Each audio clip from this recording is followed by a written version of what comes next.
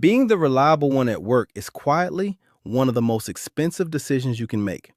You think showing up, saying yes, and never dropping the ball is what gets you paid more. It isn't.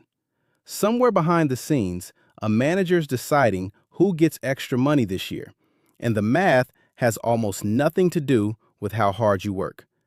It's quieter than a conspiracy and more ordinary than you'd expect, which is why you never noticed it happening to you. I'm going to show you what gets rewarded instead and why it isn't what you think. I'm Dre. I've sat in the rooms where raises actually get decided, and what happens in there does not match what employees are told. Not because anyone's lying to you exactly. It's just that nobody explains the real mechanics because the real mechanics are a little uncomfortable. So let's start with the thing you already suspect. Being a team player is costing you money. That part is real, but not in the cartoonish way people imagine. Nobody sits in a meeting and says, let's underpay the loyal ones. It's quieter than that.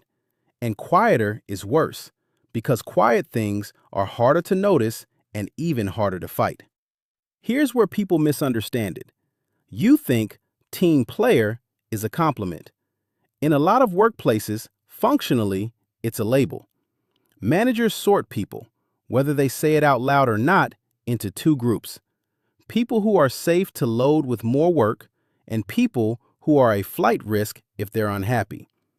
Guess which group gets the extra project when someone quits and nobody's replaced them yet? It's not the most qualified person. It's the person who never pushes back. That's not a personal insult. It's just how workload gets distributed when a manager is under pressure and needs a fast, low-friction answer. Let's say someone on a team quits and there's no headcount to replace them right away. In systems I've worked with, that work almost never gets split evenly. It gets handed, quietly, to whoever has never once said, that's not really my role. Not because that person is the most capable, because handing it to them is the path of least resistance. And to be clear, I'm not saying every manager is doing this on purpose. A lot of them are just as buried as you are, reaching for the option that causes the least friction that afternoon. And here's the part that actually hurts your paycheck. That extra work almost never comes with an extra conversation about money.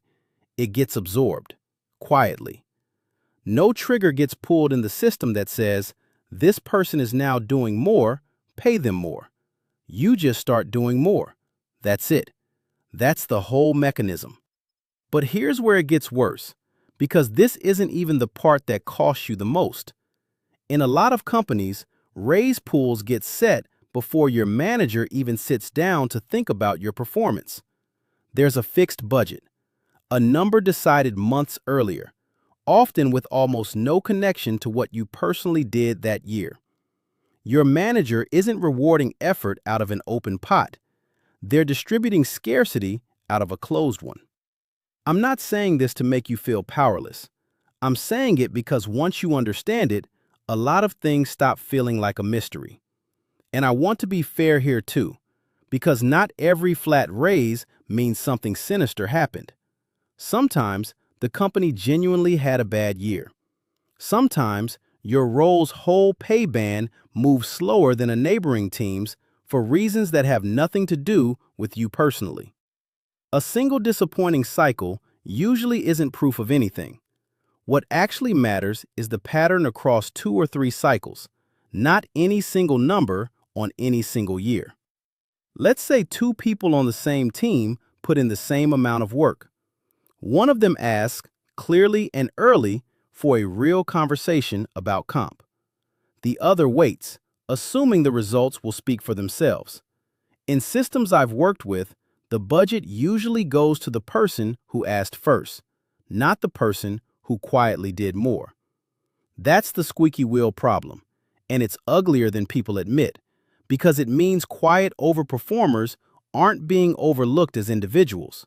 They're being structurally deprioritized by a process that was never built to notice them in the first place.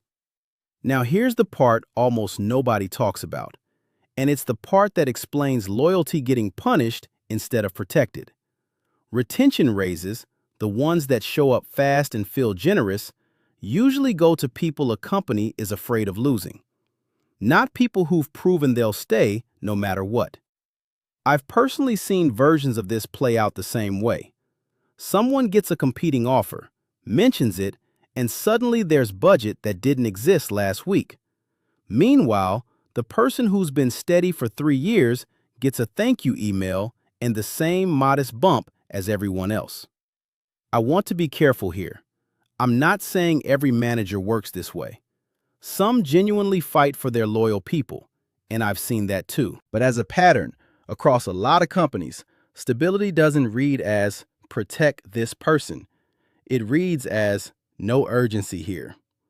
And that's the part people don't realize until it's already happened to them twice. This is where the conspiracy version falls apart, and the boring truth takes over. And honestly, the boring truth is worse.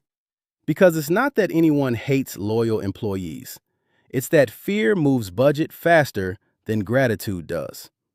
Now here's the part almost nobody tells you about, and it's the one that decides how all of this actually gets applied to you specifically.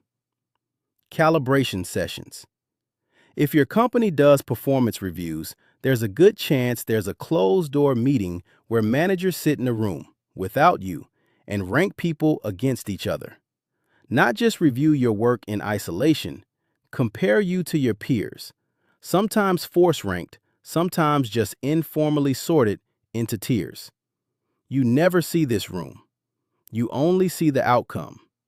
And here's what actually happens in that room in systems I've worked with. The performance review score you got is not the full picture. What often wins in that room is a visible, nameable story. She led the migration that saved us 3 weeks. Not, she quietly handled 5 things that kept the team running and nobody had to think about it.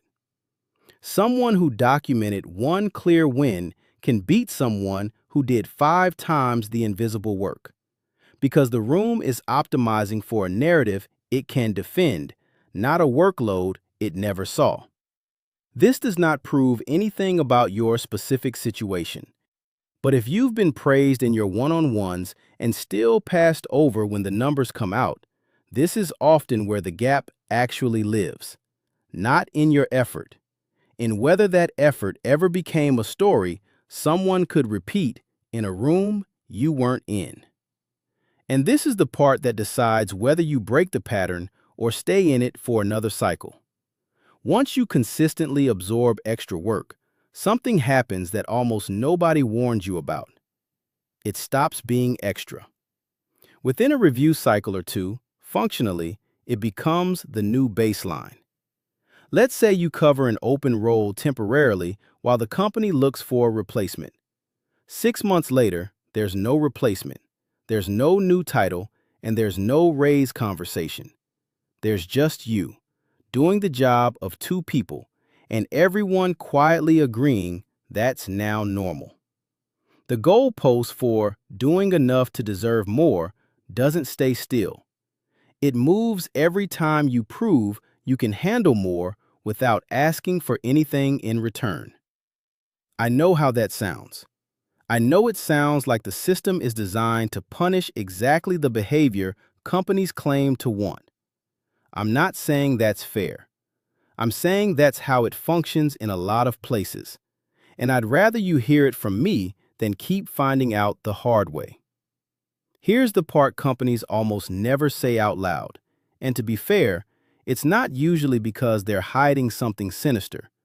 It's because naming this openly creates friction nobody in leadership wants to deal with. If a manager told you directly, "We pay based on perceived risk of losing you, not on how much you've done," that would blow up every performance conversation in the building. So instead, the silence just continues, and the pattern keeps running in the background, and nobody at the top is coming to explain it to you. That part has to be self-recognized, because it's not going to be handed to you in a meeting. I know there's a double standard here too. Companies expect loyalty from you, and they rarely offer the same certainty back. They'll restructure a team, freeze a budget, or quietly change your scope, and you're expected to adapt without complaint. I'm not defending that. I'm just telling you how the system reads your side of it, because that's the part you can actually do something about. So let's talk about the signs, carefully, because I don't want you diagnosing your entire career off one bad review cycle. This does not prove anything on its own, but it may be a signal if you notice a repeated pattern. You're getting informal requests to just take this on for now, with no scope conversation and no comp conversation attached. You're being praised specifically in your reviews, but consistently passed over when raises or promotions actually get decided. You're watching peers who are less agreeable than you negotiate their way into faster raises or better titles while you get told to be patient. One of these on its own means very little. All three, repeating over more than one cycle, is usually worth paying attention to. Here's the good news, and I mean that honestly, not as a soft landing. Most of this is preventable once you understand the mechanism instead of just feeling the effect of it. Separate being helpful from being invisible. That doesn't mean stop being reliable. It means stop letting your impact live only in your manager's memory. Attach what you do to something specific and nameable before the calibration cycle happens, not after you've already been ranked. If a room somewhere is going to compare you to other people, make sure there's a story in that room that's actually yours. Ask for the scope and comp conversation before you take on more responsibility, not after you've already proven you can carry it silently. Once you've absorbed something for 6 months without pushback, in a lot of systems, that becomes the assumed baseline. And it's much harder to attach new money to something that already looks normal.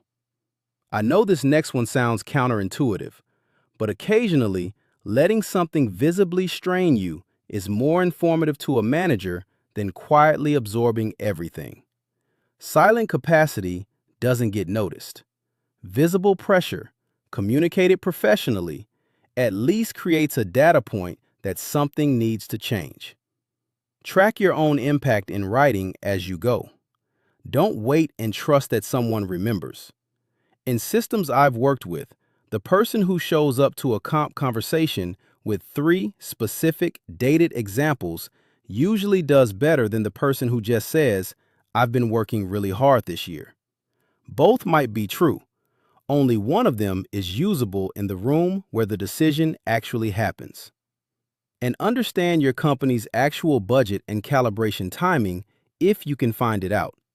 Asking for a raise the week after budgets were finalized is a different conversation than asking a month before. Timing isn't everything, but in a fixed pool system, it's not nothing either. Be careful with internal advocates too. If you have a real relationship with a skip-level manager or someone in leadership, use it, but use it honestly. Don't oversell what you're doing to try to force a budget conversation, because if the story doesn't match the reality later, that gap gets remembered a lot longer than the original ask ever was. And if one manager or one team genuinely seems locked into treating you as the safe, low-cost option no matter what you do, it's usually more realistic to look for a role change or a new team than to keep trying to renegotiate a perception that's already hardened. You may not be able to change what happened on that team. You can usually still change which team you're on. So let's bring this back to where we started. The dark reason most team players stay broke and overworked isn't that companies are laughing behind closed doors at the people who show up and do the work. It's not a conspiracy. It's a scarcity allocation problem. There's a fixed amount of money, a room full of people trying to distribute it efficiently, and a system that, often without meaning to, rewards visibility and perceived risk of loss over quiet consistency. It may not be a literal punishment for being dependable, but if the outcome is the same, functionally, it might as well be. I'm not telling you to stop being reliable.